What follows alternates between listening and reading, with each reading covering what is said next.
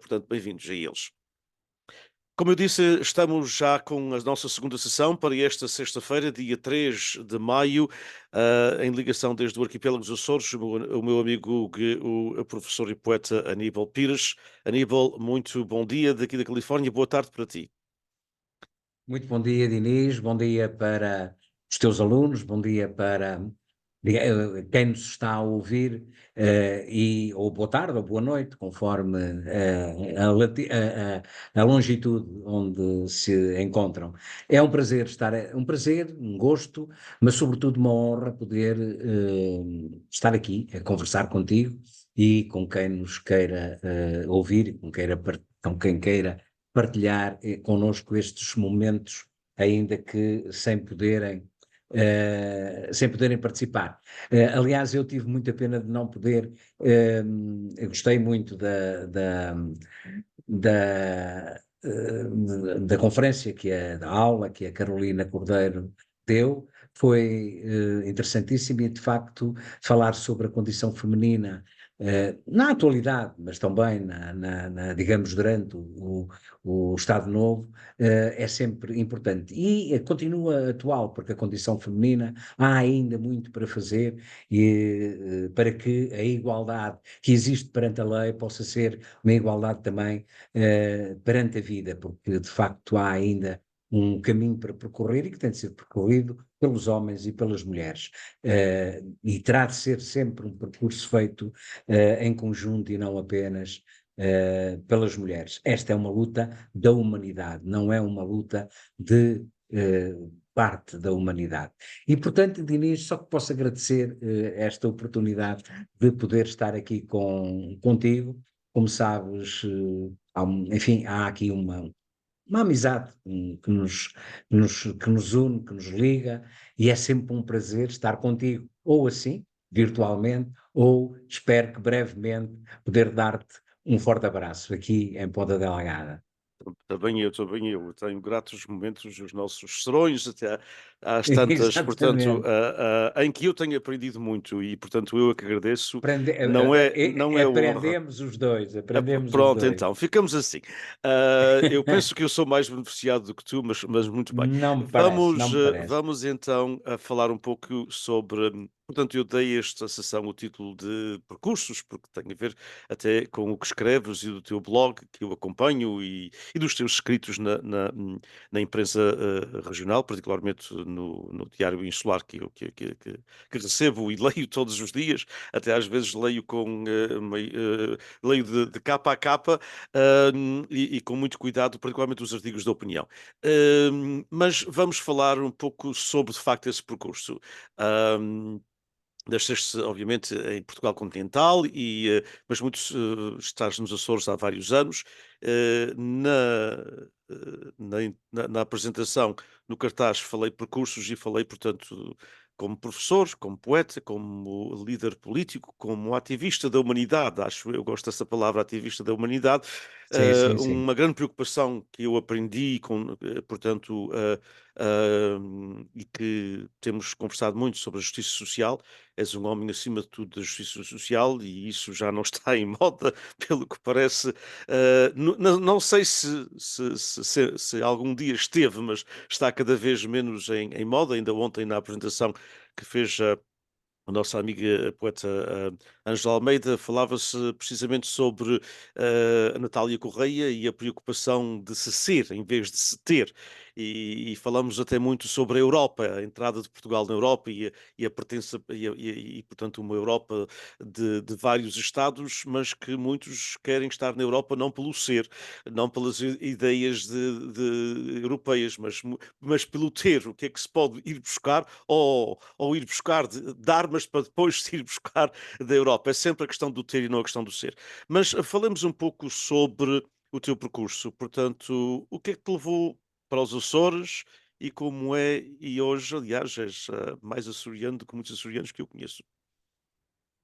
Bem, Diniz, a história não é complicada, mas não deixa de ter alguns pormenores interessantes. Eu sou do interior, do continente, bem, digamos quase da Raia, ali da zona da Raia, sou do distrito de Castelo Branco, e só vi o mar aos 6 anos de idade. Foi a primeira vez que fui ver o mar à Figueira da Foz, tinha 6 anos de idade. Mas, sim, como por exemplo, tinha uma outra paixão de infância também, que não sei muito bem porquê, sou de Cabo Verde e demorei quase 50 anos a ir a Cabo Verde, mas fui.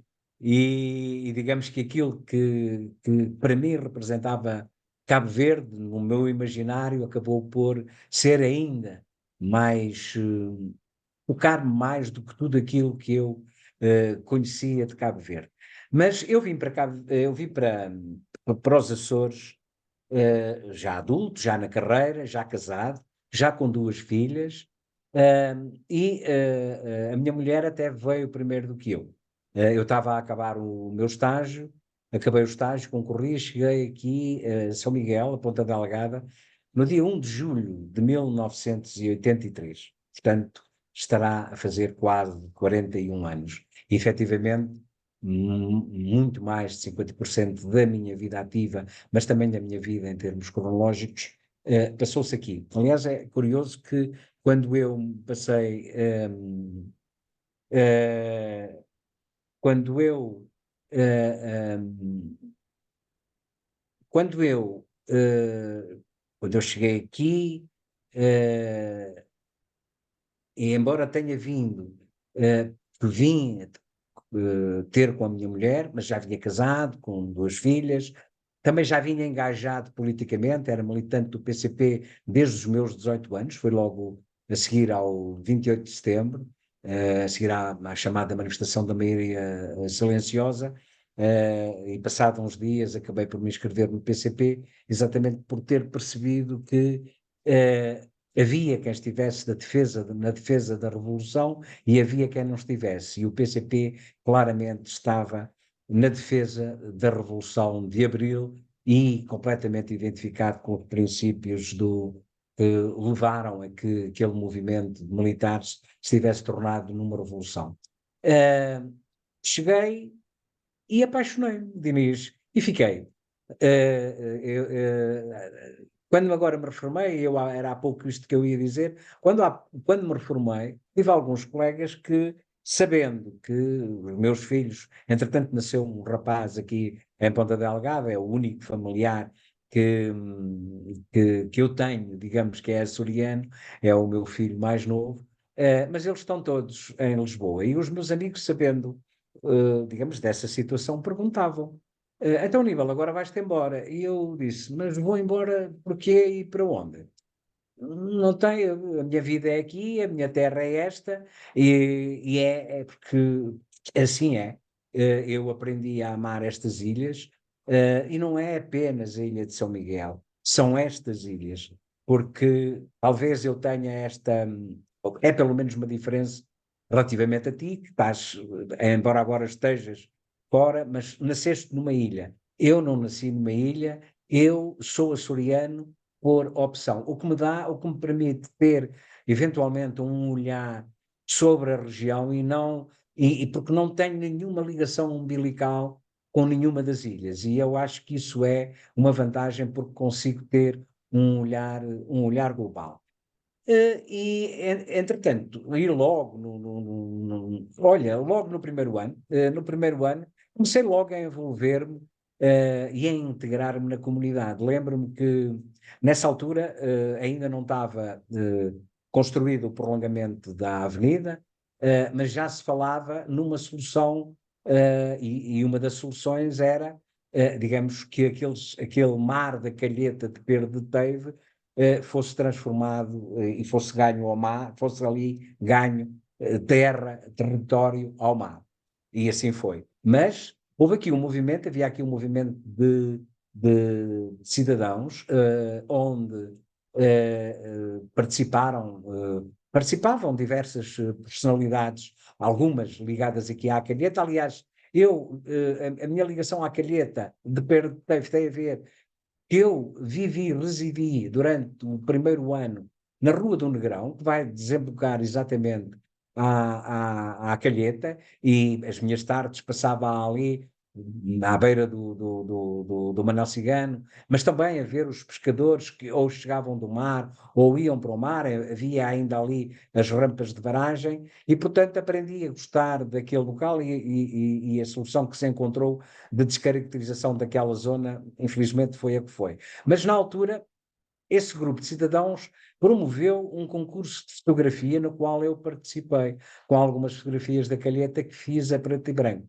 Não só revelei o rolo, como depois revelei as fotografias e participei, não tive nenhum prémio, mas foi muito importante para mim ter participado, foi também uma forma de me começar a integrar na comunidade que me estava a acolher e de começar a perceber todas as dinâmicas sociais, económicas, políticas da região. Portanto, digamos que o facto de de de ter, e isto faz parte do meu, digamos, da minha forma de ser, para mim foi muito importante e levou a que eu fosse aprofundando não só o conhecimento, mas também a intervenção na comunidade onde me acolheu e que sempre me acolheu bem. Eu também tive sempre o cuidado de procurar entender a região, entender os modos de vida, a cultura, a particularidade deste viver em ilhas, que numa outra dimensão eu também a tinha, porque fui criado no interior, e a questão da interioridade e a distância na altura à capital, aliás, ir a Lisboa quando eu era jovem era uma aventura, não é?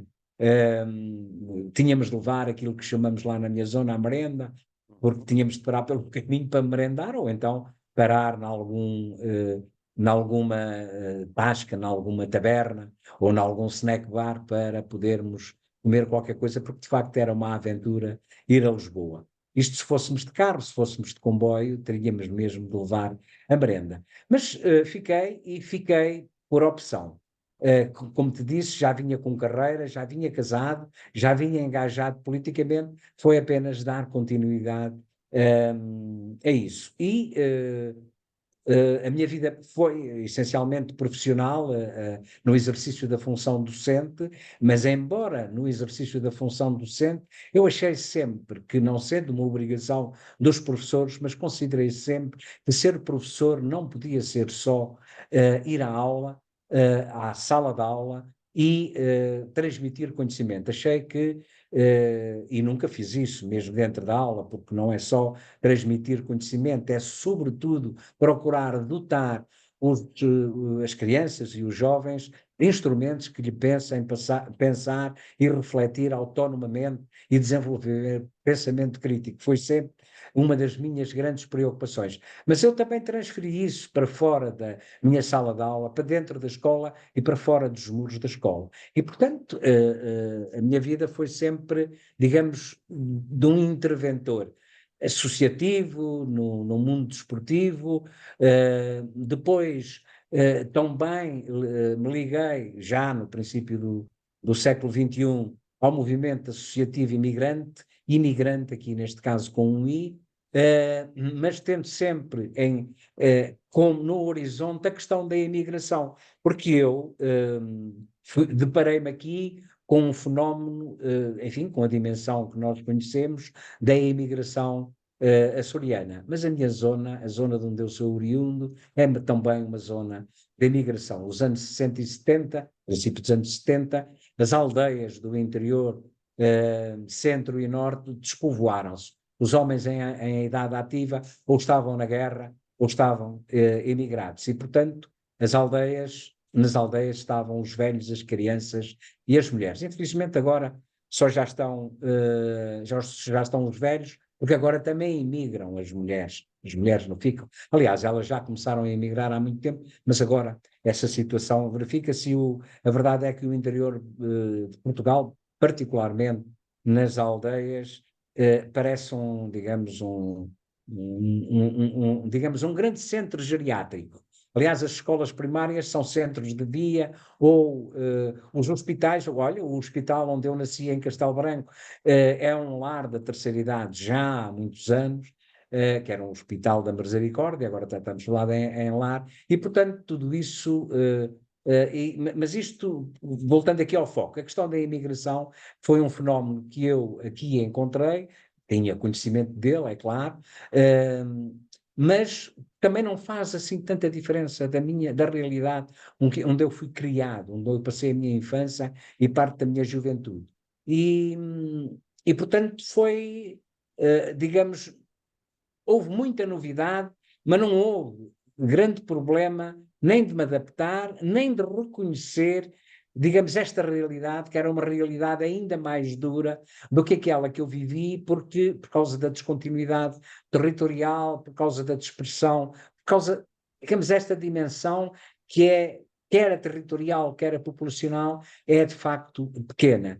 E tudo isso eu tenho sempre de fazer pontes com aquilo que são as minhas origens, e que, pronto, fazem parte também da minha identidade, que, no fim, que ao fim e ao cabo é múltipla, porque eu considero-me, digamos, do mundo, não me considero nem daqui nem dali, considero-me do mundo. Aliás, quando em diferentes alturas e por diferentes motivos, quando tive oportunidade de viajar, procurei sempre integrar-me o melhor possível. Há até uma história muito engraçada, passada no âmbito da família. Eu fiz uma vez a segunda viagem que fiz ao Egito. Cheguei à saída do aeroporto de Luxor e vinha isto foi no ano em que eu fiz 50 anos, eu, a minha mulher, os meus três filhos, o miúdo tinha pai 14 ou 15 anos, as raparigas já eram mais crescidas e até levaram os companheiros delas. E então, quando saí, vi o representante da empresa que nos estava a acolher, mas ao lado dele estava um cidadão egípcio que eu conhecia. E ele reconheceu-me também. E dirigimos-nos um ao outro e abraçámos. Os meus filhos ficaram perfeitamente boquiabertos, porque eu cheguei a Luxor e tinha lá alguém que me conhecia. E, portanto, tenho essa experiência também nos Estados Unidos. Aliás, embora nós já nos conhecêssemos virtualmente, mas conhecemos-nos pessoalmente, exatamente em Ilmar, penso que é em Ilmar, no Centro Paroquial, a quando da Assembleia Geral das Casas dos Açores e de um jantar em que esteve, na altura, o Presidente do Governo Regional era o Vasco Cordeiro, onde esteve uma representação da Assembleia, na altura em que eu era deputado. E foi, de facto, foram momentos interessantes e isto para te dizer que eu tenho é de mim, estas coisas não se aprendem, é de mim e eu chego a qualquer lugar e parece que sou dali. Portanto, parece que sou dali.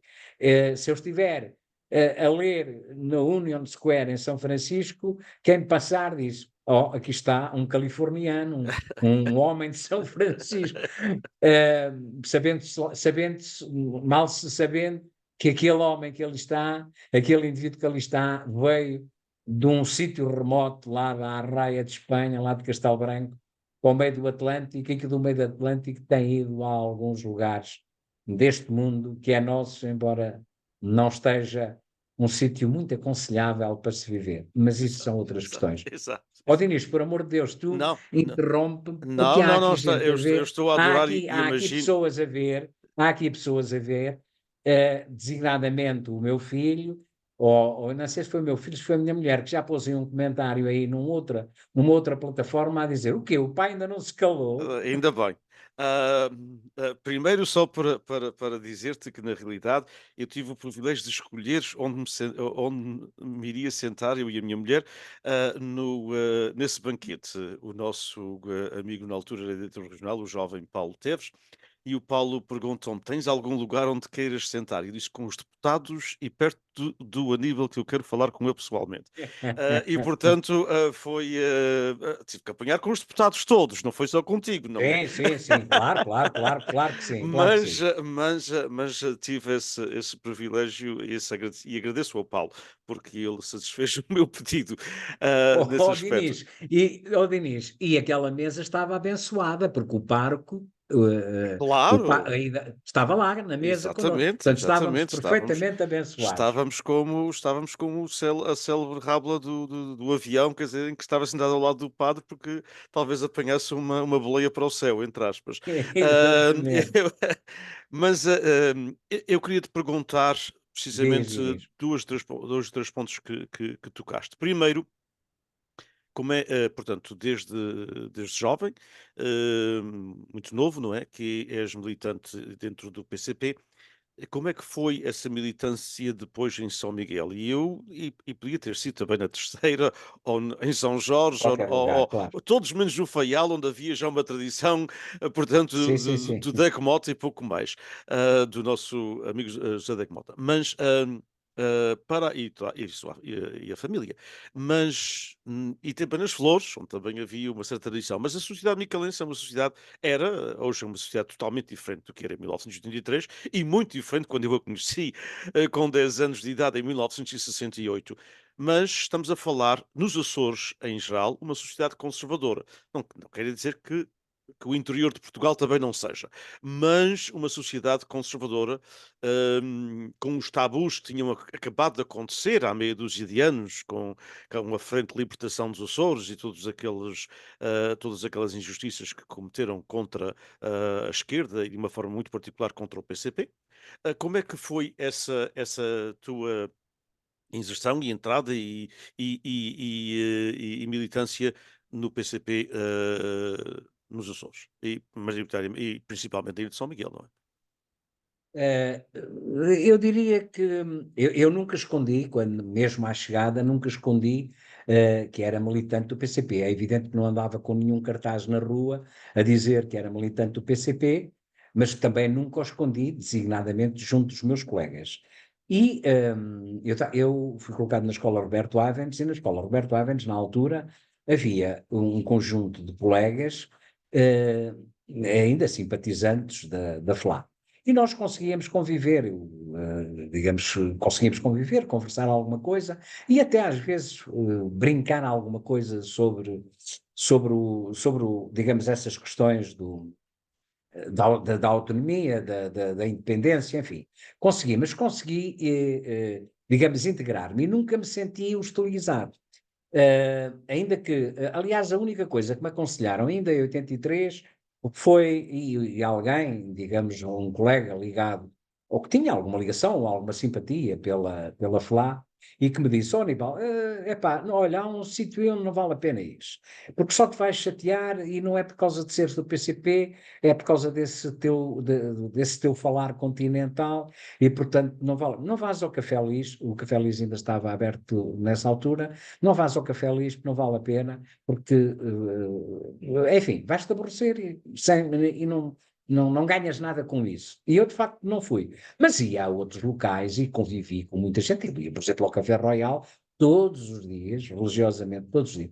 E no Café Royal também havia ali um grupo de pessoas, e mesmo o local era identificado com a FLA. Assim como, de vez em quando, passava no Café Figueiredo. Mais tarde, e isso, portanto, numa altura em que o PCP já tinha atividade que não era semi-clandestina, mas tinha acontecido há pouco tempo essa evolução, esta passagem para a atividade, digamos, com alguma abertura. Tinha acontecido os diálogos com os açorianos, nos quais eu já não participei e que levou a que a sociedade açoriana começasse a olhar para o PCP de uma forma diferente. Não eram digamos, seres esquisitos sobre os quais se dizia isto e aquilo e o outro, eu nem sequer vou repetir isso porque não vale a pena, e começou-se a olhar para os militantes do PCP, afinal, como cidadãos iguais aos outros, e que podiam dar um contributo importante na construção da autonomia açoriana, assim como foi dada foi dada e continua a ser, apesar de não termos agora representação institucional, não quer dizer que não haja intervenção e que não haja aqui vontade de, digamos, que a autonomia possa, digamos, possa aperfeiçoar-se. Aperfeiçoar-se neste sentido, no uso de todas as competências autonómicas, de forma a que os açorianos, independentemente do lugar onde vivam, possam sentir-se bem e ter qualidade de vida. Garantir o bem-estar para todos os açorianos, que infelizmente ainda não conseguimos. Há aqui algumas questões que precisam ser resolvidas, e eu não quero ir aqui digamos, há algumas questões que às vezes ferem aí suscetibilidades, não sei porquê, mas vou apenas referir-me aqui a um aspecto. Por exemplo, o salário médio dos trabalhadores do setor privado nos Açores é substantivamente inferior ao salário médio dos trabalhadores do Claro, setor privado no continente. Quer dizer, apesar de termos aqui uma compensação, a verdade é que ainda não se convergiu e em determinados momentos até se tem divergido. E, portanto, isso são competências autonómicas que se. E, portanto, e as competências autonómicas, até antes de começarmos a pensar nos aprofundamentos da autonomia, é necessário que aprofundemos. É evidente que há aqui uma questão de início, se me permites, e que tem a ver com o seguinte. Nós, e continuamos a queixar-nos do centralismo de Lisboa, mas pior que o, o centralismo, que até é uma coisa cultural, digamos, do nosso país, o centralismo, mas pior que o centralismo de Lisboa, aquilo que mais condiciona as políticas regionais, também as nacionais, não é Lisboa. Não é Lisboa, é Bruxelas. uhum, Bruxelas é que condiciona as políticas do nosso país. Portanto, Portugal perdeu soberania e e nós perdemos autonomia com a perda da soberania, perdemos autonomia. Nós hoje temos de adaptar a nossa legislação, que a podemos fazer, mas temos de a adaptar sobre o chapéu das normas da União Europeia. E, portanto, julgo que estas questões da autonomia e da intervenção política devem ser, digamos, devem ser mais claras e sobretudo, digamos, aquilo que foi sempre a minha luta e continua a ser, enquanto pudermos, é exercer a nossa autonomia, porque se temos, e temos vastos poderes, nós temos, a região tem vastos poderes. Há por aí na União Europeia algumas federações de Estados cujos Estados não têm tantos poderes como têm as regiões autónomas dos Açores e da Madeira. Portanto, tudo bem se podemos ir mais além ou não podemos, certamente temos de aperfeiçoar, certamente que sim. Mas primeiro vamos utilizar a nossa autonomia. E nada de confusões aqui. Há uma coisa que quando eu vim, falava-se muito no desenvolvimento harmónico. Depois do desenvolvimento harmónico, começou-se a falar nas políticas de coesão. E sim, senhor, um dos, digamos, dos sustentáculos, dos pilares que justificam e que dão à arquitetura da autonomia é exatamente a promoção de um desenvolvimento harmonioso através de políticas de coesão social, económica, territorial, etc, etc. E, portanto, se isto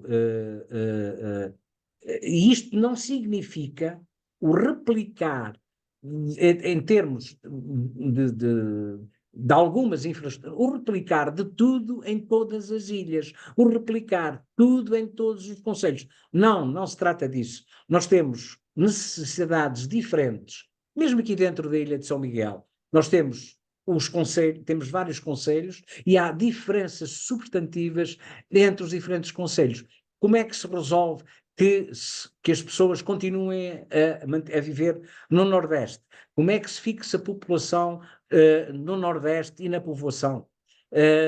ou como é que se fixa a população na Ilha das Flores, ou em Santa Maria, ou na Graciosa. É evidente que não será da mesma maneira, mas é necessário atentarmos a isto, porque e isto não se consegue apenas com a construção de mais uma marina, ou com a construção de mais um multiusos, ou com a construção de mais. Portanto, esta coisa de resolvermos estes problemas com o betão e com o asfalto, às vezes não é o melhor, não é o melhor caminho. E há uma outra questão que eu julgo que ainda não se resolveu na região, que é de facto esta coisa da identidade regional.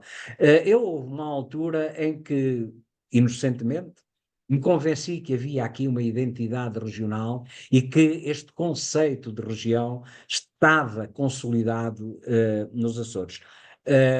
Infelizmente, em determinada altura, e posso dizer já, olha, foi quando, e foi até por causa da terceira, quando foi da questão do Preite na terceira, aquele plano, por causa da questão do abandono digamos, digamos, do abandono do paradigma da utilização da base das lajes pelas Forças Armadas norte-americanas, porque o que se alterou foi o paradigma da Claro, utilização, não claro. foi a utilização. E isso, os efeitos que isso causou na terceira. Bom, isso levou a que vozes por toda a região se levantassem contra o plano. Bem, havia ali uma situação de emergência, era preciso atuar. E era ali, naquela altura, porque havia situações complexas, de muita gente no desemprego, enfim, um conjunto de situações. E a verdade é que não houve, por parte dos representantes de outras ilhas, grande solidariedade relativamente à terceira. Mas quem diz relativamente à terceira, diz relativamente. Bom, eu dei-te aqui um caso concreto, em que realmente não há este conceito de região, este olhar para a região, que não pode ser, não se pode olhar de forma igual, porque cada ilha é diferente, cada ilha tem um potencial social, económico e cultural diferente de outra, e, portanto, não vamos lá também pela competição, estar a pôr as ilhas a competir entre si, também não vamos lá, mas vamos lá é pela complementaridade. Que é que não se, digamos, a cultura política devia de ser a da promoção da complementaridade entre aquilo entre o que é o potencial de cada uma das nossas ilhas e complementar. eh, para mim, não, eu não entendo que o Grupo Central, portanto, e nós temos ali no Grupo Central, eu diria que aquilo tem dois triângulos, sendo que um dos vértices dos dois triângulos é comum aos dois, que é São Jorge. Mas porquê é que nós não temos ali um pentágono? Claro. Que é que nós não temos ali um pentágono? Afinal de contas, a distância média entre as diferentes ilhas do grupo central, entre cada uma, não estou a falar, por exemplo, da terceira até ao Faial, mas entre cada uma, são 22 milhas náuticas, e portanto, e aquelas ilhas podem se complementar, o Faial com o Pico, com São Jorge, com a Graciosa e com a terceira. Cada um por si. É sempre mais complicado. Eu percebo que percebo algumas questões, outras não as percebo. E relativamente, por exemplo, a esta questão do Grupo Central e não se potenciar a proximidade daquelas ilhas, porque é de facto diferente, digamos, da distância que separa São Miguel até Santa Maria, não é? Hum. Mas São Miguel ao Grupo Central, e portanto não sei, e temos ali, depois temos ali à volta de 100 mil pessoas. Não são bem 100 mil pessoas, mas é já um número que, para a nossa dimensão global, tem alguma importância. E depois há aqui uma outra questão que tem a ver com o seguinte, que é a nossa atividade. Pronto, o leite atingiu uma determinada dimensão importante, e sim, senhor, uma dimensão com escala.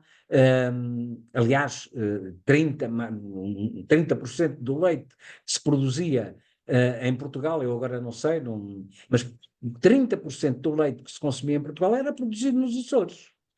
E até à entrada na União Europeia, todo esse leite era escoado, era consumido aqui e era escoado para o continente, e o mercado continental absorvia todo esse leite. Mas tirando essa produção, todas as outras produções são produções de pequena dimensão e que valem porquê? Valem se as diferenciarmos.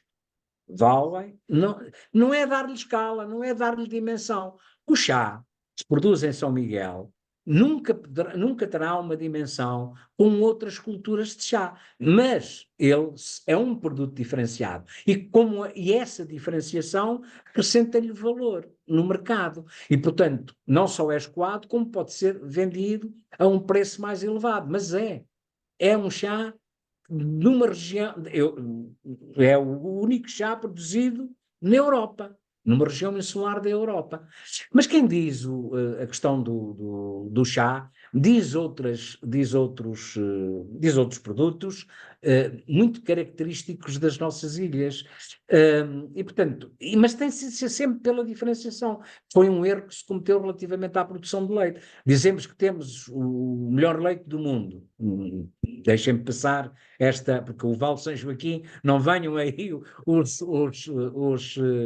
os produtores de leite do Val de São Joaquim dizerem que o leite do Val de São Joaquim é melhor. Não, não é, é apenas deixem-me passar isto. Mas se dizemos isso, então vamos transformar esse leite em queijo Flamengo. Mas isso toda a gente faz, e faz-se com qualquer leite. Portanto, temos é diferenciar o produto.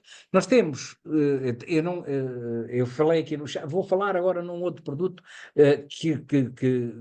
que não há, se eu quiser comprar, não há, que é a manteiga das flores. A manteiga das flores era a melhor manteiga, se me permitem, deixem-me passar estes exageros, a melhor manteiga do mundo. Não há manteiga. Não há manteiga das flores. É evidente que se me disserem assim, tá, mas está bem, mas a manteiga que se produz na Terceira e a manteiga que se produz em São Miguel e no Pico, o Pico também tem uma boa manteiga. Sim, senhor. Mas nós tínhamos, toda a gente valorizava muito, gente, alguns amigos nossos do continente, amigos em Uhum, comum, uhum. que daqui, uma das coisas que levavam, para além de outras, era manteiga das flores.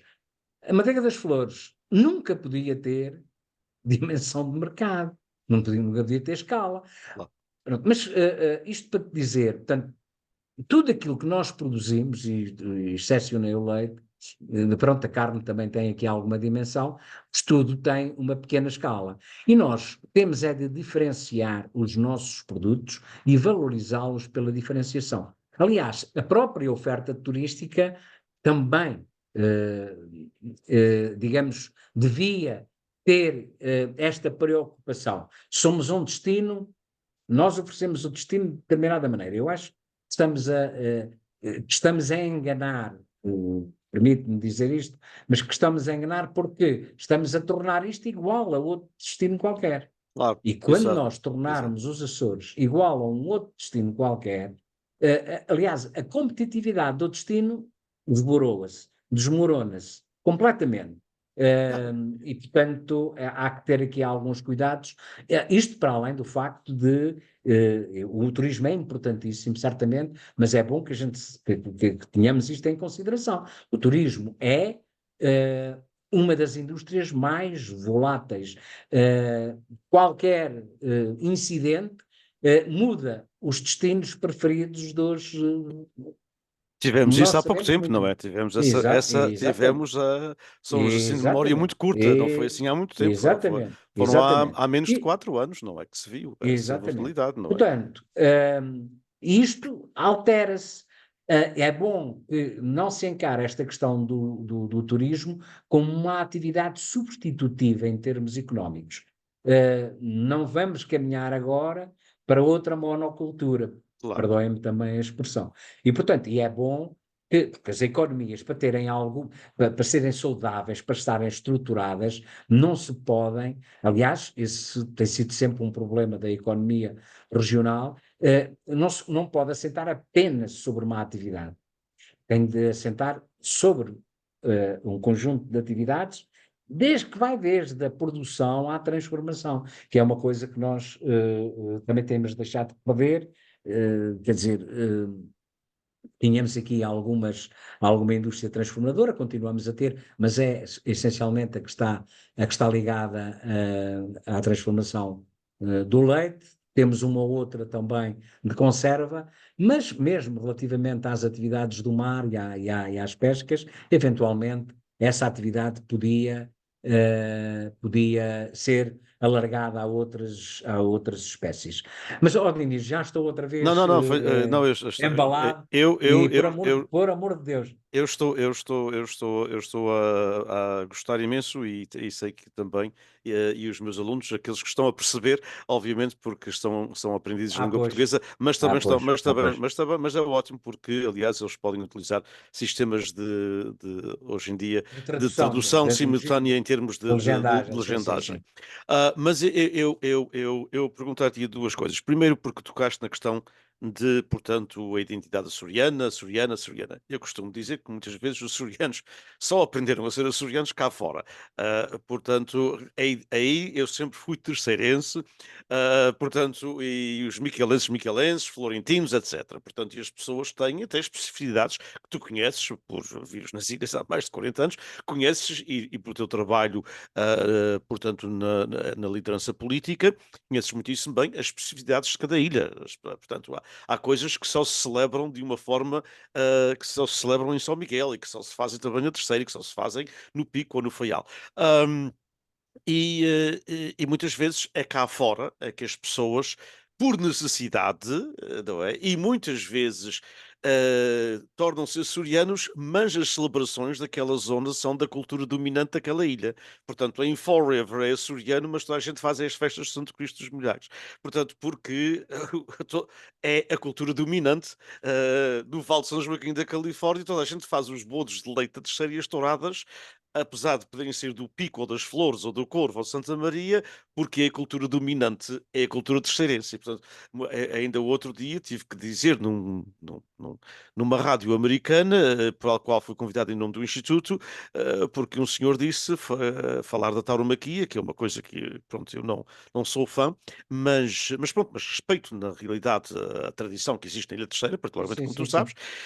e, uh, e o senhor disse, um senhor açor-descendente, portanto, luso-descendente, os pais imigrantes, mas vieram novos, dos Açores, e ele disse, portanto, a razão, quando a jornalista lhe perguntou, a razão porque há uma tradição taurina na Califórnia, particularmente no Vale de São Joaquim, e mesmo também naquelas zonas, naqueles enclaves como Artesia em Los Angeles, etc., há uma tradição taurina, é porque há uma grande tradição taurina nos Açores. Eu disse, não, apenas numa, e com umas repercussões em mais uma ou outra, mas há uma grande que tem mais de metade da população dos Açores que não tem tradição taurina.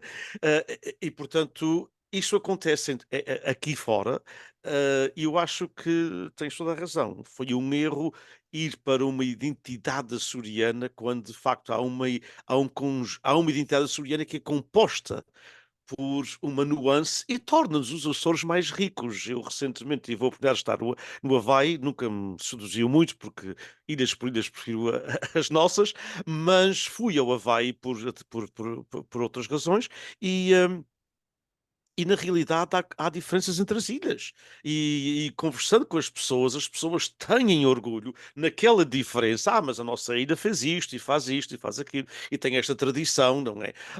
E eu acho que até mesmo em termos turísticos, e gostaria de saber a tua opinião, em termos turísticos é uma mais-valia as pessoas saberem que há, portanto, esta miscelânea, digamos assim, de, eh, de formas variadas de se celebrar, portanto, a nossa identidade e a nossa cultura. Portanto, uma cultura portuguesa, com nuances de ilhéus e de uma diferença uh, que é rica e que pode ser apreciada por um turismo cultural, e era isso que eu te queria perguntar. Portanto, eu penso que essas diferenças já basta a globalização para nós sermos todos iguais. Já basta a globalização para nós todos andarmos a comer hambúrgueres e hot dogs e pizza. Mas, Exatamente. sim, porque ainda ontem dizia isso na sessão com a Ângela. Quando se fala em globalização e quando se fala da globalização da hegemonia americana, não é?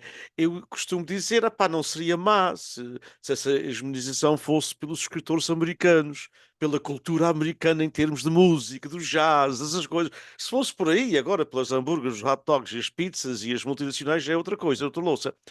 Portanto, a minha pergunta, e eu gostaria de que continuasses a comentar, é a questão de, de tentarmos, querermos ser muito apenas a cultura açoriana, não é?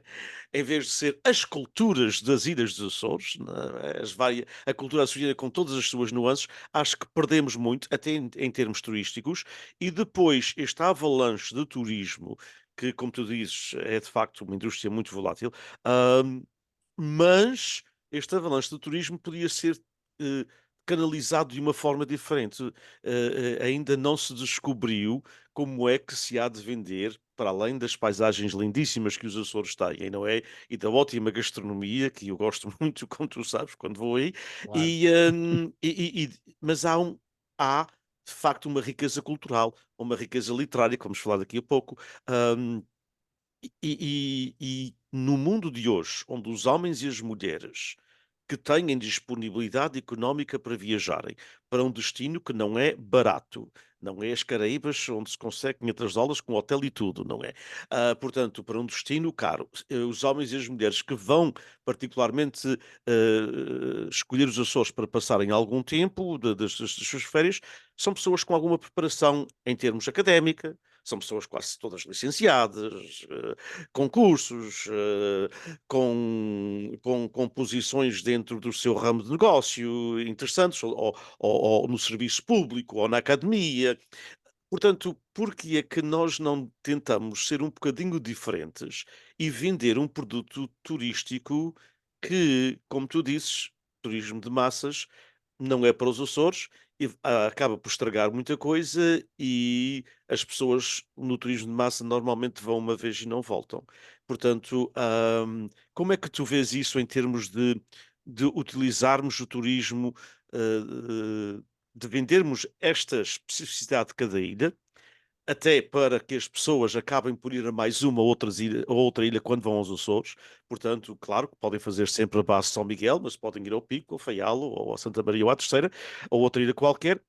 E segundo, vender esta questão da identidade, portanto, cultural e da criatividade dos açorianos de uma forma diferente, porque vendemos sempre, muitas vezes, o folclore e o que é mais popular, quando nós temos muita gente criativa nos Açores, nas artes, em todas elas, portanto, vender isso porque é um outro tipo de turista, inclusive aqueles velhotes como eu que vão em cruzeiros, também são pessoas normalmente com poder económico e que se Exatamente, reformaram exatamente. de grandes companhias e que têm interesse ao serviço público. Como é que a gente vai olhar para isso de uma forma diferente na tua perspectiva e usar também essa mesma perspectiva para os luso-americanos, porque já falamos também sobre isso. Os Açores descendentes, as segundas e as terceiras gerações, eu acho que uh, é um mercado de 1 milhão de pessoas nos Estados Unidos da América e do Canadá. Portanto, se nós olharmos ao mercado açoriano e não ao mercado português na sua globalidade, estamos a falar mesmo àqueles que são de descendentes de açorianos nos Estados Unidos e no Canadá, segundo os melhores números que nós temos, é entre 1 a 1,1 milhão. E, portanto, estamos a falar em 4 vezes, um pouco mais de 4 vezes a população dos Açores e a gente que não tem problema nenhum em visitar os Açores. Não vai ser todos os anos, mas de 4 em 4 anos ou de 5 em 5 e vai respeitar diferente. Ah, nas tuas, no teu trabalho e na tua ligação ao serviço público nos Açores, estas discussões têm acontecido e como é que vês, portanto, toda esta problemática de se ir para um turismo que seja diferente e que não tenha, portanto, esta. Vai ser sempre volátil no aspecto que pode acontecer uma crise mundial, não é? E as pessoas ficam todas em casa. Mas com outra forma de olhar para um turismo que seja muito mais em termos de cultural, e essa cultura é de várias formas. É a cultura É a cultura dos livros, é a cultura das artes em geral e a cultura também das paisagens e de as respeitar. Eu Diniz, deito muito eu pano para acho. mangas e não sei onde é que vais começar, mas escolhe. Vamos ver, vamos ver. Até porque isto não é muito fácil de abordar. Há uma questão partida de base, sobre a qual eu queria dizer aqui uma consideração ou outra, e que tem a ver com o seguinte. Diniz, desculpa lá que caiu-me aqui mas estás-me a ouvir, não estás? Mas estou-te Eu a ouvir é. bem, sim, eu estou-te a ouvir bem, mas se não estás a ouvir, Ah, podes continuar. Podes não, ir à não, procura do que caiu. eu estou, Estás bem, tá bom, tá, tá, fico só com este, o outro tá foi. bem. Ahm, a questão da diversidade. A diversidade é sempre, seja qual for, digamos, dependendo do ângulo por onde se queira pegar relativamente à diversidade, a diversidade é sempre atrativa. É sempre atrativa. E sendo atrativa, nós tendo aqui essa diversidade, devemos oferecê-la e devemos potenciar essa diversidade, porque eh, eh, sim, senhor, nós temos aqui algumas coisas que são comuns, mas há sobretudo uma que é comum a todos os açorianos que vivem nos Açores e a todas as comunidades açorianas espalhadas pelo mundo, e que tem a ver com o culto do divino.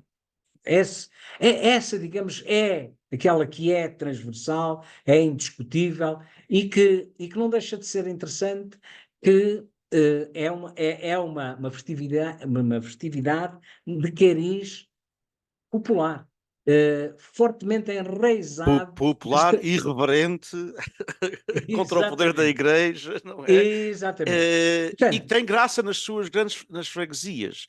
Tem menos graça quando são festas grandes de uma cidade. Com devido respeito para sim, Ponta sim, Delgada. Tem mais graça e é exatamente, muito mais genuína exatamente. quando é celebrada de freguesia em freguesia, de lugar em lugar, de império em império. Continua, desculpa lá. Exatamente. Portanto, quer dizer, vamos lá ver, isto, depois, pronto, este é digamos, aquilo que é transversal, aquilo que, digamos, eu se tivesse se alguém me perguntar, epá, como é que, epá, o Espírito Santo. O Espírito Santo é aquilo que, pronto. Depois, há aqui outras questões. Tu, na parte inicial, tanto quanto eu me lembro, falaste aí numa outra questão que tem a ver com o seguinte, que é a questão da imigração. Isto por causa das questões das identidades e do reconhecimento do ser açoriano quando se está fora dos Açores. Que, apesar desses matizes, conforme a influência que existe. Mas pronto, tudo isso, essa diversidade acaba por ser bom, acaba por ser, digamos, positiva, e é fundamental até para, para a valorização. É evidente que nós fomos encaminhando isto para a questão do turismo. Mas mesmo em termos do turismo, sem dúvida, porque procura-se São Miguel por determinados motivos, mas procura-se o Faial, o Pico, São Jorge, por outros motivos, diferentes por aqueles que se procura São Miguel. E procura-se a terceira, e vamos lhe juntar aqui a Graciosa, por outros motivos. E depois as flores e o corvo, é pelo afastamento, é pelo isolamento, é pelas características daquelas gentes que ali vivem, portanto, valem também por si só. Mas aí é um bocado, digamos, projetando estas diferenças, não é? Porque não há cá uniformidade, há diferenças, e potenciando estas diferenças, nós só temos a ganhar com isso, mas só temos a ganhar com isso em todos os aspectos, não perdendo aqui nunca perdendo de vista, digamos, a região autónoma dos Açores. O, isto perante, digamos, perante o país, perante o mundo, não perdendo de maneira nenhuma a ideia de que fazemos parte de uma região. Ó Denise, ok. Posso continuar? Ok. Não perdendo nunca de vista a ideia de região. Mas isto de sermos diferentes, na terceira, digamos, ter um modo de vida e uma gastronomia que se diferencia claramente da gastronomia de São Miguel, qual é o problema? Isso é bom, não é mau.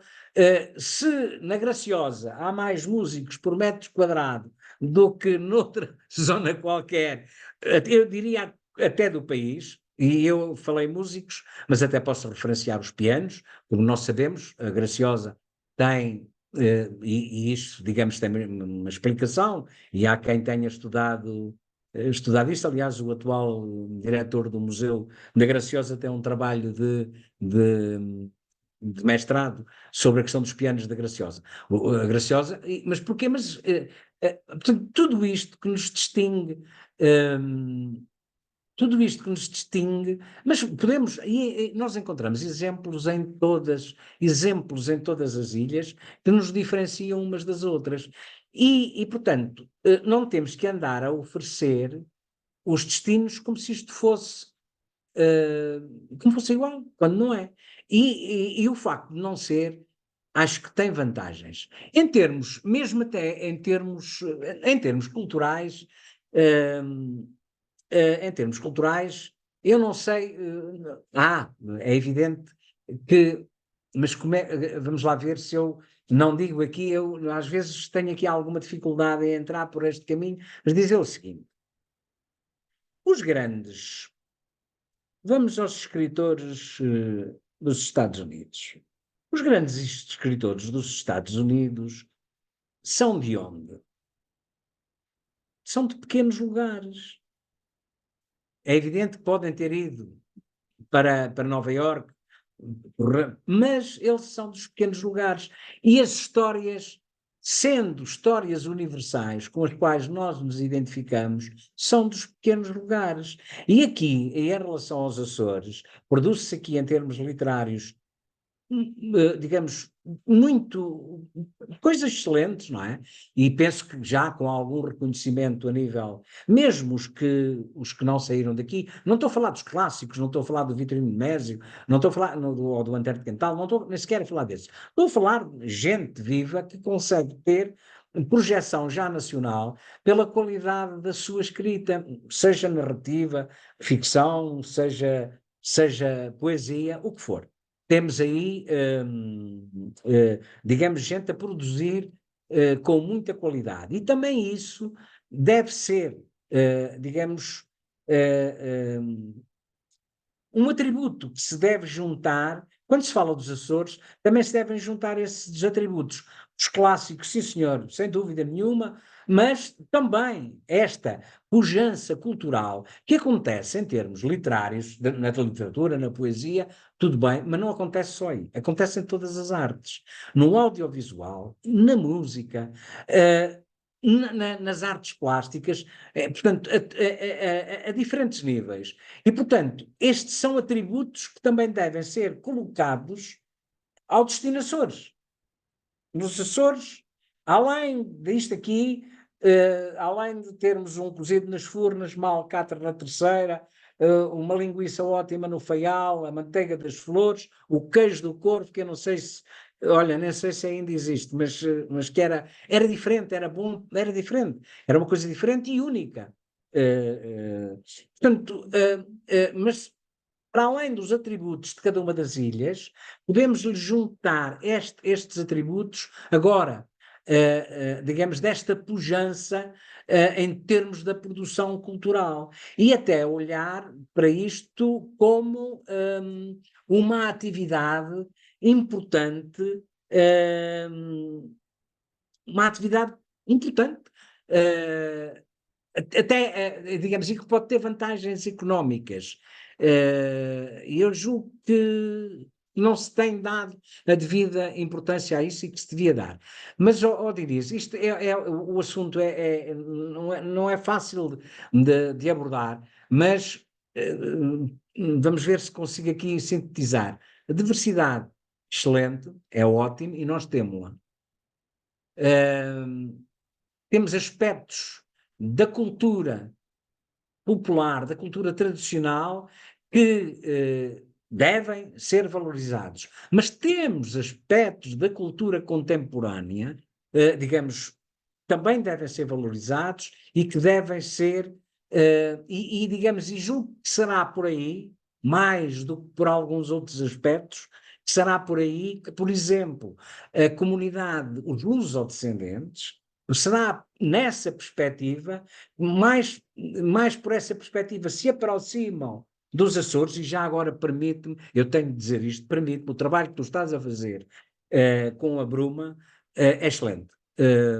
E é um contributo importantíssimo para, digamos, não só para dar a conhecer aquilo que se faz em termos literários nos Açores, mas junto das gerações mais novas que já nem sequer falam português, não falam português e naturalmente não falam, não têm que saber. E portanto, esse trabalho que tu estás a fazer de tradução e de levares autores açorianos traduzidos para os Estados Unidos, designadamente para a Califórnia, particularmente, não é?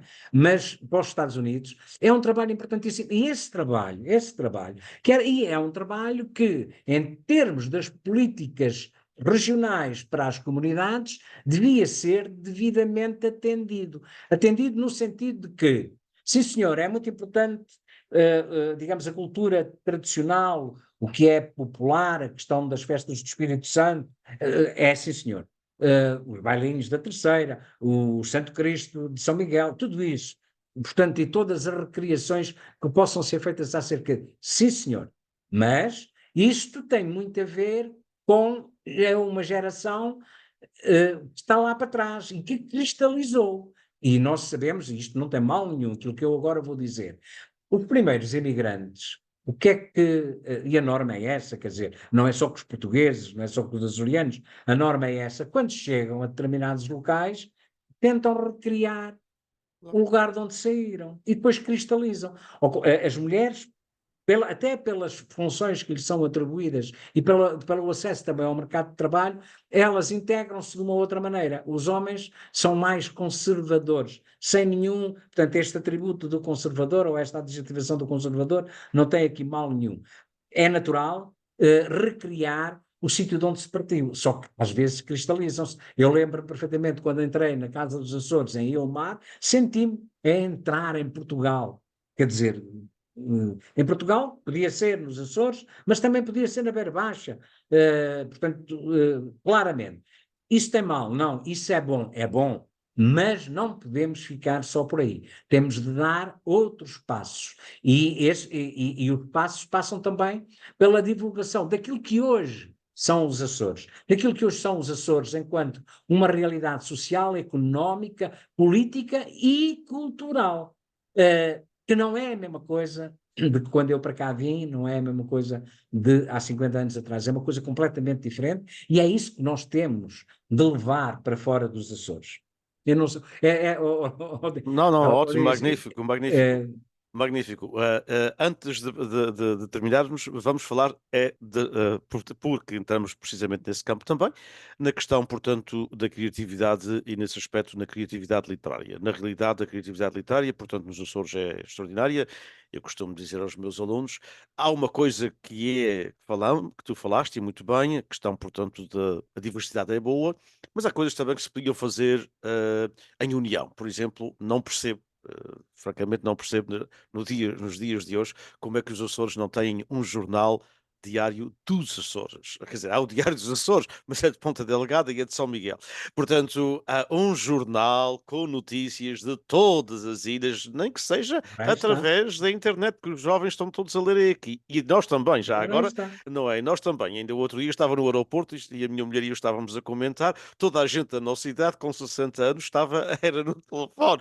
Ninguém estava a Aliás, ler um e livro, temos não uma é? utilização mais correta do que eventualmente os Havia, jovens. havia três pessoas a ler o livro, eu e e outras duas pessoas eram Sim, jovens, sim, um sim. deles alunos universitários que estava a fazer o seu trabalho, não é para a universidade. Mas portanto, toda a gente estava a ler isto. Portanto, há coisas que a diversidade é boa, mas há coisas que nós precisávamos caminhar como açorianos, ou seja, Claro, um claro, é evidente. jornal que tivesse Sem, divulgação em e todas as ilhas. não, Estamos no século XXI, não estamos no século XIX e nem no século XX, e portanto há que pensar-se e o nisso, não é? suporte podia ser perfeitamente digital, não tinha de ser, Claro, não claro, tinha que ser suporte físico. mas agora ter um jornal que só dá notícias da Terceira, um jornal que só dá notícias de São Miguel, um jornal que só dá notícias de Santa Maria, pelo amor de Deus, vamos tentar ser um bocadinho, porque eu leio o Los Angeles Times, não é para ver as notícias de Los Angeles, é porque o Los Angeles Times é um dos melhores jornais nacionais que traz notícias de todo o mundo americano, não é? E internacional, obviamente.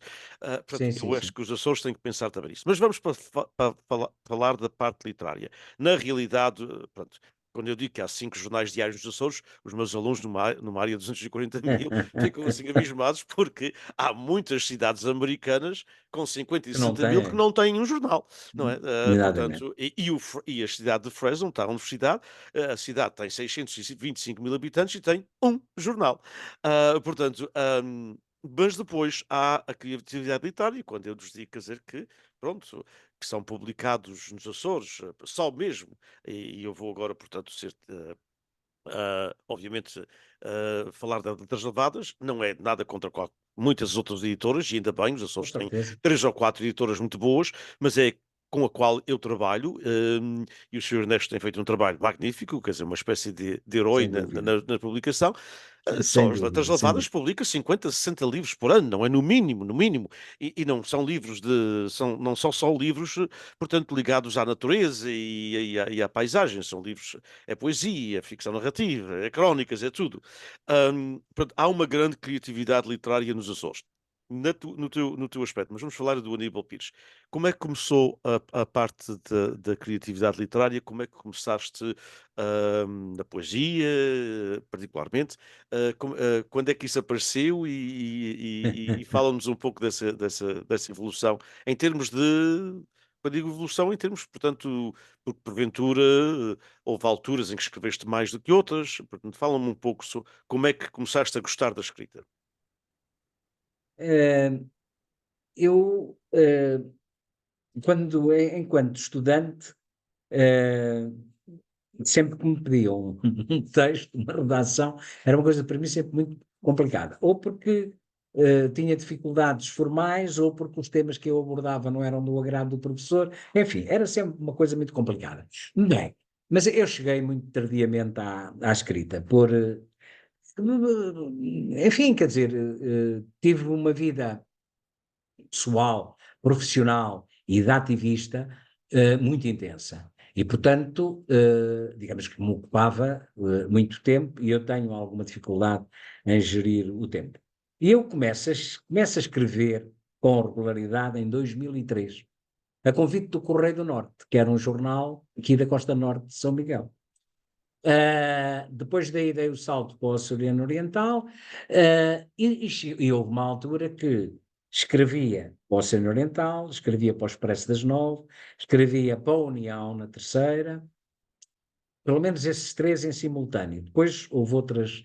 Aliás, eu escrevi no União até a União, que a União fechou. Mas, portanto, digamos, o meu exercício e a minha entrada na escrita é por via das crónicas, e nos jornais regionais, que, aliás, onde muitos outros escritores continuam a fazer. Portanto, esta coisa da entrada na escrita por via dos jornais não é uma coisa que seja uma exceção, que eu seja uma exceção. Entretanto, à poesia chego ainda um pouco mais tarde, só em 2008.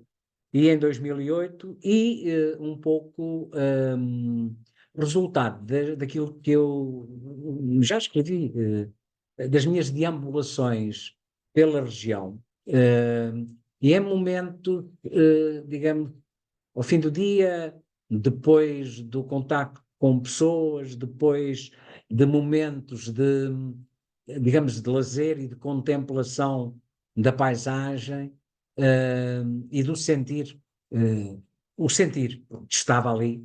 E depois à noite comecei, à noite, digamos, no recato do quarto, a escrever aquilo que depois começou a tomar forma de poemas. Aliás, eu julgo que um dos primeiros poemas, se não o primeiro poema, que escrevi, julgo que terá sido escrito em São Jorge, e um pouco, e tinha estado na Feijão dos Cubres, qualquer coisa assim, com um camarada meu já falecido. E depois à noite no hotel ou na residencial acabei por escrever. E fui, portanto, mas à medida que fui escrevendo, fui ganhando gosto pela escrita. E mesmo em relação às crónicas, eu procurei, é evidente que em determinada altura era impossível fugir à temática da política regional, ou mesmo nacional, ou internacional, que eu também não me cingi nunca apenas às questões regionais. Também abordo as questões nacionais e as questões internacionais. Mas mesmo enquanto fui deputado e enquanto fui dirigente, portanto, dirigente do PCP, portanto, com a responsabilidade da coordenação do PCP nos Açores, procurei sempre abordar questões que não foram, ou melhor, eu na abordagem das questões, mesmo quando elas são políticas, profundamente políticas e com marca ideológica, há uma coisa que eu procuro fazer sempre e que vem do tempo em que eu era professor, que é deixar espaço para quem lê. Portanto, sim senhor, posso deixar a minha opinião e deixo-a, enfim, com toda a legitimidade, deixo a minha opinião, mas não é, digamos, não apresento aquilo como sendo uma coisa, a verdade absoluta, o dogma. Não, nada disso. Procuro sempre espaço para que quem lê possa interrogar-se. Portanto, interrogar-se e depois da interrogação resultar alguma reflexão. E, portanto, e a construção de uma opinião, que não tem de ser, é a minha opinião. Não quero que as pessoas, aliás, acho que era o José Saramago que dizia que não colonizava ou não queria colonizar o pensamento de ninguém. É um pouco isso, quer dizer, é um pouco isso. Aliás, também, já agora, eu que não sou muito de citações, agora vou citar a Frida Kahlo, acho que é a Frida Kahlo, que ela dizia: eu não quero que pense como eu só quero que pense. E é um bocado isso, quer dizer, e parece-me que isto que é fundamental, e eu acho que, que os sistemas de ensino, designadamente em Portugal, eh, foram perdendo essa característica nos últimos anos. Eh, digamos, o passar pela escola, sim senhor, é adquirir conhecimento, mas tem de ser uma outra coisa, tem de ser a aquisição de instrumentos que nos permitam entender, descodificar aquilo que se passa à nossa volta. E não apenas assimilarmos tudo aquilo que nos é dito, sem nenhum espírito crítico, sem, digamos, sem procurar, digamos, desconstruir, descodificar aquilo que nos está a ser dito e que nos está a ser mostrado. Me parece que esse papel os estabelecimentos de ensino, designadamente os superiores, foram perdendo ao longo dos últimos anos. Uh, mas isto é sempre mau, porque eu no outro dia ouvia um especialista, aí, não sei o nome, mas ouvia dizer o seguinte: estamos aqui com um problema, nós temos hoje à nossa disposição ferramentas que nos permitem fazer, dizer, avançar em todas as áreas do saber muito e rapidamente. E estava-se a referir à inteligência artificial. Mas depois estava a constatar um facto, é que para se utilizar a inteligência artificial é preciso ter conhecimento, é preciso ter Uhum. vocabulário, pronto. E qual era o problema que ele estava a constatar, o que ele tinha constatado? Era que, digamos, estas gerações, as novas gerações, têm muito menos vocabulário do que as gerações anteriores. E, digamos que é mais fácil para quem tem mais vocabulário, portanto, para as gerações anteriores, até digamos, dominarem essa ferramenta, essa plataforma da inteligência artificial, do que as novas gerações, porque devido a vários fatores que não vale a pena agora, mas pronto, designadamente ao uso Claro. dos telemóveis, ao facto da socialização não ser feita, portanto, há uma perda de vocabulário. E isso é um handicap relativamente à utilização da inteligência artificial. Portanto, e a passagem pela escola tem é de nos dar instrumentos para aquilo que eu já disse e para uma outra coisa, que é para nós enfrentarmos a mudança. Portanto, a mudança está sempre a acontecer. E então, nos tempos que correm, não é, Dinis? Quando se dizia, e nós ouvimos dizer isso muito, e tal, antigamente é que era bom, a quarta classe, a malta que a quarta classe sabia mais. E é verdade porquê? Porque a quarta classe dava-te ali um conhecimento, de um conjunto de conhecimentos, que depois, com o exercício de uma profissão, e como não havia alteração digamos, nas competências e naquilo que era.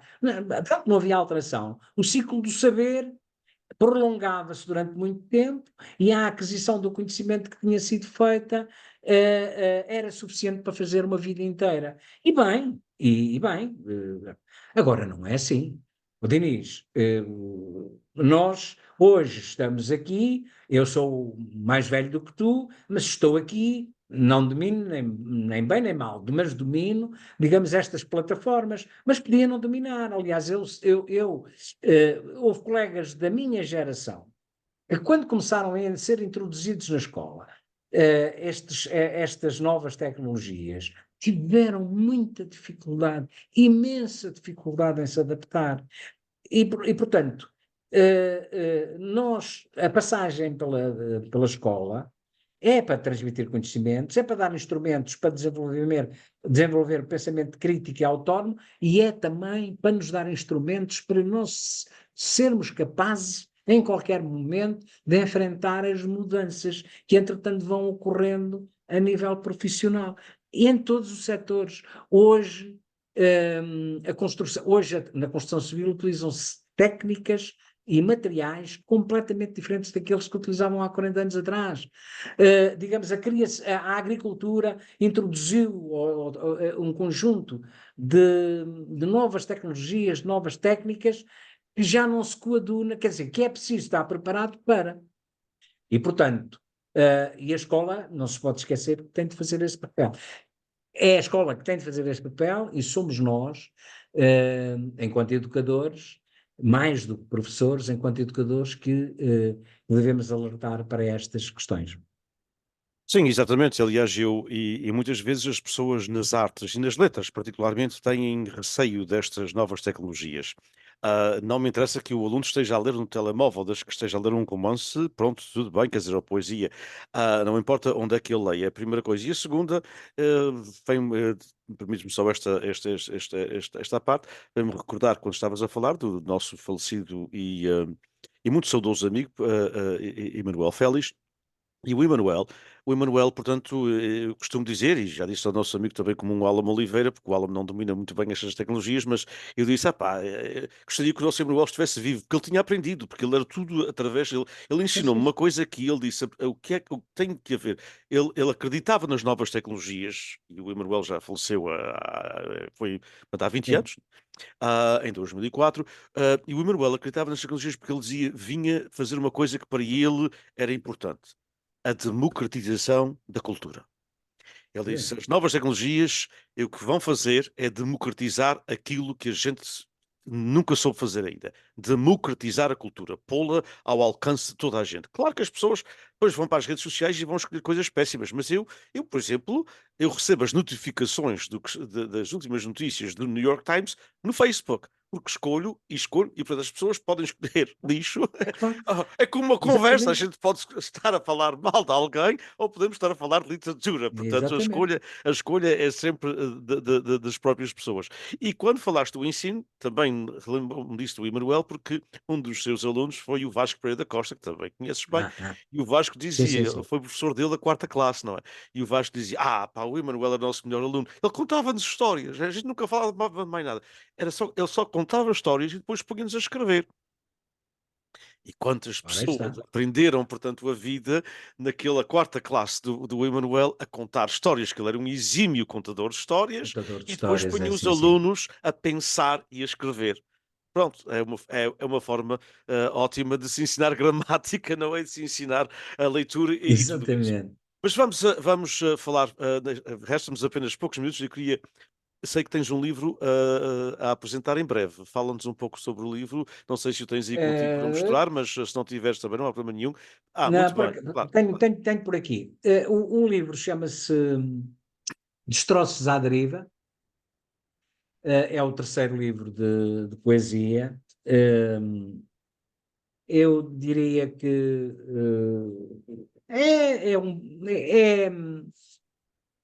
é um livro, digamos, mais maduro do que os anteriores.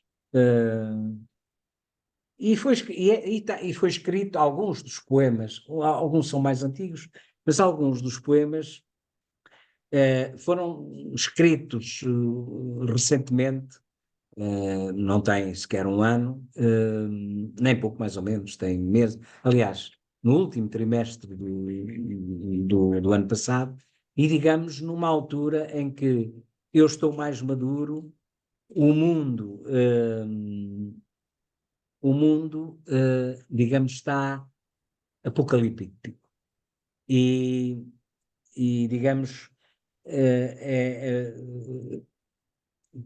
digamos, como é que eu hei de. Eu tenho muita dificuldade em falar daquilo que é meu e daquilo que eu faço, designadamente em termos da poesia ou da prosa, das crónicas, tenho alguma dificuldade. Mas eh, é um livro que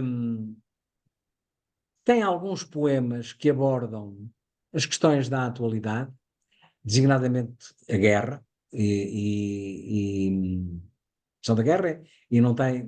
A guerra, seja lá onde ela for, a guerra. Exato. Hum, tem outros poemas mais intimistas, hum, portanto, não é, digamos, não é um livro temático, não é? Portanto, aborda aqui um conjunto de temas muito diversos, que vai desde portanto, a guerra, como eu disse, e a preocupação com com o estado em que o mundo está a viver, eh, e também há algumas preocupações de ordem mais digamos, daquelas que mais facilmente se poderão resolver, embora a questão da guerra também, eu sei que não é fácil de resolver, mas se nós não tivéssemos perdido em determinado momento a humanidade, se calhar a guerra era uma coisa, enfim, que estava afastada aí da atualidade e da realidade, da nossa realidade. Enfim, mas em determinado momento desta construção humana, desta construção que fomos fazendo ao longo de milénios e milénios, em determinada altura perdeu-se a humanidade e o espírito de partilha e de viver comunitariamente e pronto. E depois redundou naquilo que estamos a assistir sobre o qual não vou fazer mais considerações. Mas, portanto, é uma coisa muito diversa. Eu até, se calhar, melhor do que eu estar aqui a falar Lias, do... lias, lias um poema ou dois, pelo menos, sim, leio aqui sim, um sim, poema sim. ou dois. Eh, Ah, e, e isso é ótimo. ousadia, escolher o lado, viver na margem certa da vida, ir contra a corrente, navegar à bolina, ser audaz no amor, na descoberta do prazer sem limites nem proibições, ser arrojado, explorar promontórios, colinas, depressões, florestas úmidas nas dunas de praias tropicais. Afoito, atravessar pontes, cordilheiras, perder-se nas estepes, beber água de coco em todas as fontes, cantar como cantam os povos, lutar como lutam os que não têm medo nem preço. Muito E, bem, e muito agora, bem, agora muito bem, muito bem, Diniz, se der muito bem. tempo, aqui um Dá, outro, dá, depois. dá, dá, dá, dá, Ah, dá, ok. dá, dá, dá, claro que dá. Para tu veres quanto diverso és. Devaneio, chama-se este devaneio. A tua sensualidade tímida encanta-me. O teu corpo insinuante cativa-me. O teu arrojo criativo surpreende-me. A tua boca convoca vontades. Os teus seios apontam caminhos. A visão diáfana das tuas pernas apregoa prazeres. O teu corpo curvilíneo cintila nos olhares do desejo. Muito mais intimista, muito bonito. Lindo, muito bem, muito bonito. Muito Ainda bonito. bem que gostaste. Muito bonito. E quando eu receber o livro, vou começar já a traduzir. Eu Ah, este aqui espero entregar-te em mão. parabéns, espero tê-lo e depois vais-me mandar para eu começar a traduzir. Gostava de Sim, fazer sim, sim, sim. uma coletânea tua, até porque uma coisa que eu gostaria, já na parte final, é que, portanto, nos teus livros, e antes desta questão, ou de comentário-questão, e crónicas, portanto, tens escrito muitas crónicas nos últimos tempos, particularmente depois da E- tua reforma, e isso é bom, aliás, porque tens mais, e não estás tão envolvido no aparelho partidário, digamos assim, não é? Sim, sim, sim, Portanto, sim. e crónicas, um livro de crónicas, Vão estás. aparecer, Ah, muito bem. eu tenho, sabes o que é, Dinis? Eu já há pouco devo ter feito essa referência, eu sou um mau gestor do meu tempo, mas sou um homem disponível, eh, para tudo e para Pois, todos. pois, pois, pois, Pronto. isso rouba, isso E não é isso um gestor, depois acaba. isso é uma virtude, mas às vezes não é virtude para as coisas pessoais que se quer fazer, não é? Exatamente, Exatamente. exatamente. É. Mas sim, eu tenho até porque tenho aí centenas e centenas e centenas de crónicas, milhares e milhares de páginas, e, e não é para publicar tudo, porque há coisas que não vale a pena publicar, e tenho de fazer aí uma seleção criteriosa e reunir isso, e reunir as crónicas, sei lá, eu já tenho um volume, em reunir em mais um ou dois volumes. Queria ver se não estendia muito isso. Mas, de qualquer forma, reduzir, fazer aqui uma seleção criteriosa, relativamente a crónicas que, sendo datadas, se mantenham atuais, ou sendo datadas, sejam importantes, referenciá-las àquela Claro, época. claro, claro. E portanto, estou a tratar disso, mas Diniz, isto não é fácil. Não é Sim, nada eu sei, fácil. eu sei, eu sei, eu sei, eu compreendo isso. Mas vamos, se tens aí a leitura, não sei se podias ler um poema em português, portanto, as Araucárias Açorianas, ou então a Ilha Maior, Posso, o que tu posso disseste. ler e posso E, ler e ah, posso tá bem. ler e posso ler desta É, antologia eu também que o meu é, amigo, eu tenho a mesma aqui para que o ler. meu amigo, ora, Mas muito bem. é que eu ainda outro dia estava, portanto, também sou um mau gestor de tempo, porque estava a ler qualquer coisa que vi nas redes sociais do teu próximo livro, ou que o Humberto colocou, nosso amigo comum, e depois fui visitar, revisitar alguns dos teus livros. E estava a ver uma coisa que é, tu tens uma visão dos Açores, obviamente, é uma visão de estrangeiro, porque estás aí há 40 e tal anos. Mas é uma visão diferente, é uma visão diferente.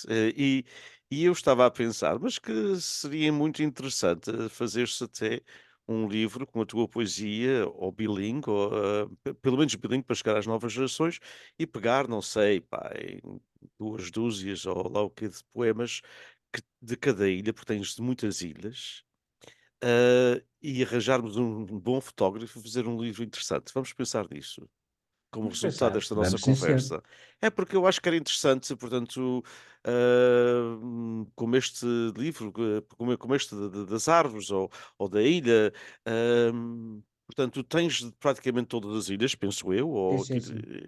e portanto pegar para fazer uma tradução, pode ser bilingue, não é? para chegar às novas gerações e para chegar não só às novas gerações, é as pessoas que Sim, vão sim, visitar claro, os claro. Açores. Se a gente quer ter um turismo cultural, a gente tem que ter produtos para eles, não é? Não é Exatamente, dizer, olha, queremos um turismo cultural, venha cá, que temos a gente, mas se não leem em português, olha, paciência, a maioria dos turistas não leem em português. E todos exatamente. eles, apesar de poderem ser noruegueses, ou suecos, ou russos, ou vietnamitas, todos eles têm em comum, como a gente sabe, para bem ou para mal, a língua inglesa. Agora Exatamente. não Sim, sim, vamos sim, agora sim, dizer não. como é que ficou a Exatamente, língua franca exatamente. do mundo Exatamente. e todas as maldades do Império Britânico, que a gente podia fazer uma sessão de 24 horas Podemos, seguidas, podemos, podemos, mas exatamente. a realidade é que é a língua franca do mundo. A realidade é que é a Exatamente. língua que as pessoas Sim, usam sem até mesmo dúvida, para sem ler dúvida. literatura, não é? Isso, Não é só para exatamente. comunicar nas novas tecnologias, é para ler Sim, literatura. sim, sim, sim. Portanto, vamos pensar como resultado desta conversa, que eu queria sempre, como Vamos, sim, resultado de cada senhor. conversa, falar com o nosso amigo Sr. José Ernesto de Letras Lavadas e um projeto em comum com a Bruma e fazer um livro que fosse de fotografia, obviamente, mas de fotografia com poesia. Portanto, com um Ok, poema e a fotografia que até pode ser mais abstrata, ok, não é? Mas vamos pensar nisso. ok. Não é uma coisa Vamos, muito sim, senhor. grande, mas uma coisa que seja boa para Sim, os Açores ó descendentes. Inês, isto puseste-me logo a cabeça a trabalhar. Eu não tenho poemas sobre todas as ilhas, mas há algumas crónicas, pequenas crónicas, Claro, que mesmo. eventualmente poderiam fazer parte, juntamente Claro, com a claro, claro. poesia. Não precisa Portanto, ser, mas mas é isso porque fica. é uma visão diferente. Quer queiramos, quer não, a tua visão é diferente. Eu encontro palavras e encontro sentimentos, pelo menos eu. Mas não sou autoridade nenhuma em nada. Eu gosto de dizer, como a Maria Lúcia Lepecki me disse um dia, eu sou uma perita das generalidades, que não era o caso dela, que Exatamente. não era o caso. E eu também sou um perito em generalidades. Nem perito sou, mas não. Mas eu encontro na tua poesia hum, palavras e sentimentos que são de facto diferentes de quem viveu sempre naquela ilha, e os pais, e os avós, e os bisavós, e etc. Portanto, e eu penso que quem vem do exterior teria, portanto, apreciaria essa visão, porque é uma visão, e compreenderia melhor essa visão, porque tu também dás uma visão de quem vive, mas quem veio de fora, portanto, e olhas de uma forma diferente para as ilhas. Portanto, vamos trabalhar nesse projeto. Então, Vamos. o que quiseres primeiro e depois eu vou ler em inglês. Então, vamos para as araucárias açorianas, Uhum. vindas do sul, repousam de longa jornada em jardins, parques e praças, no luxuriante remancilhau. Aprumadas araucárias salpicam a paisagem humanizada das ínsulas encantadas de brumas, mistérios, vulcões, terremotos e mar. O imenso oceano da viagem dos homens, da viagem das plantas. Copas piramidais, de um brilhante verde escuro, assomam sobre o casario, quais góticos pináculos de antigas catedrais. Derramam pinhas, pranhas de célsias, biduíli, imbricatas, na terra fértil das ilhas, que as acolheu e, qual nativa, em harmonia, tornou suas. Muito bonito. E depois é uma chatice ler a seguir a ti, porque tu sabes ler a tua poesia. Eu gosto muito de ler em inglês, é poetas que não sabem ler a sua poesia, ou que não têm voz para ela. Eu disse isso também uma vez, há pouco tempo, ao Vasco Pereira da Costa, que também tem uma boa voz como a tua, e portanto é muito melhor ler aqueles poetas que Mas se sabes que eu não confessam, gosto não muito, é? eu não gosto muito de ler a minha poesia. Mas Gosto eu. de ler poesia, mas não gosto muito de ler a minha. Mas Mas pronto, hoje é há, um dia, há poetas que não, por exemplo, o próprio Nemésio a ler a sua poesia ou ler sim, poesia, sim, eu sim. não, com o devido respeito, porque toda a gente acha que ele é Deus, Exatamente. Sim, como sim, sim, dizia a minha sim. avó, é Deus Nosso Senhor, mas eu acho que o Nemésio não sabia ler a sua poesia. O Torga também não era o melhor a ler a poesia, já há Também não. outros que têm Não. aquela voz, não é? Bem, Sim, então sim, sim, vou sim. tentar, vou tentar. They came from the south, they rest from a long journey in gardens, parks and squares in the lush islet backwater, well kept monkey puzzle trees, splashed the humanized landscape of the enchanted isolated islands of mists, mysteries, volcanoes, earthquakes, and sea, the immense ocean from men's journey, from the journey of plants. Pyramidal trophies of a brilliant dark green loom over the houses, such Gothic pinnacles from old cathedrals. They spill pine cones pregnant with chelseas, bidwili, imbricatas, in the fertile land of the islands, who welcomed them and, with a native harmony, emerged as their own. Portanto, eu acho que este poema, com uma bela foto, seria muito giro para um livro. Vamos então ao segundo. Vamos, sim, senhor. Mas antes de eu começar a ler, não percebi onde é que está o teu problema de ler poesia. Eu gostei imenso. Não, Eu mas, gostei não, mas, imenso. mas eu prefiro quando é alguém que não tenha a tua voz. Estou agora a ser egoísta, isto é muito egoísmo, mas não. Não, na realidade, eu estava no gozo, eu não me Sim, sim, importo ler, sim. mas há de Não, tá, facto, muito bom. há homens e mulheres que são excelentes poetas, mas que por uma razão qualquer Não, não exatamente. são Não são bons leitores de Oh, poesia. Por exemplo, o Henrique Levy é um excelente leitor de poesia. sim, sim, sim, sim, sim. O Horácio Manuel Félix não era tanto. O Álamo Oliveira é quer dizer, pelo teatro, não é? O Álamo é um excelente Exatamente, leitor de exatamente, poesia. Há exatamente, pessoas que são e outras que não são, exatamente. não é? É, é. Portanto, Não, e mesmo, e penso que todos nós conhecemos algumas personalidades que são excelentes escritores de ficção e de narrativa e que, entretanto, em termos da comunicação oral, não, digamos, não têm a mesma qualidade claro. do que na comunicação escrita. Isso então. É, Mas então vamos lá ler aqui mais um poema, este referente a uma ilha, exato. que é Ilha Maior. Ilha de néctares, pedras negras e vinhedos a sazonar nos corrais. Ilha de navegadores genuínos, de cardeais da literatura e da fé, de homens, agricultores, baleeiros e construtores de letras imperecíveis como a lava que os pariu. Ilha de gestas historiadas no recanto da calheta de Nesquim, remanso inspirador na toada do mar e da terra, melopeia que só os ilhéus alcançam, num foro ímpar da telúrica natureza. Ilha do cais da saudade, de partida e de chegada, de um povo moldado no sonho de partir, querendo ficar no resguardo da montanha, sensual e maternal, majestosa, presente em cada rincão da ilha, ao alcance de um olhar, ilha majestosa e presente nos que procuraram o sonho para lá do horizonte, ilha dos mistérios, ilha maior. Island of nectars, black stones, and vineyards seasoning in corals, island of genuine navigators, cardinals of literature and faith, of men, farmers, whalers, and imperishable builders of letters, like the lava that gave them birth, island of historic gestures in the seclusion of Calheta de Mesquim, inspiring backwater at the sound of the sea and the land, a chant that only the islanders can reach in a unique forum of telluric nature. Islands, dock of nostalgia, of departures and arrivals, of a people molded in the dream of departing, wanting to stay in the shelter of the mountains, sensual and motherly, majestic, present in every corner of the island, within the reach of a single glance.